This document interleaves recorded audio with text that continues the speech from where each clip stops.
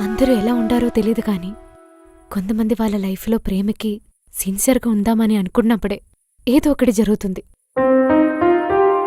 ఇన్నాళ్ళు వేరే వాళ్ళ లైఫ్ చూసి వాళ్ళకి ఎందుకు అలా జరుగుతుందని అనుకునేదాన్ని. కానీ ఆ సిట్యుయేషన్ నా లైఫ్లో జరిగినప్పుడు నాకు అర్థమవుతుంది. సరే, ఇప్పుడేం చేద్దాం అనుకుంటున్నారు? తెలీదు. అయినా మీ గగన్కి ఏమై ఉంటుంది? ఎందుకు ఫోన్ లిఫ్ట్ చేయట్లేదు? మా నాన్న ఏమైనా చేశారేమో అని భయం అవుతుంది.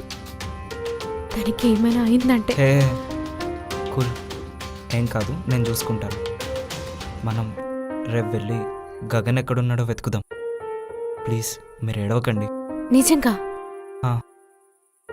సీరియస్లీ? సరే, ఇక మీరు వెళ్ళి పడుకోండి. థ్యాంక్ యూ, చాలా థ్యాంక్స్ అండి.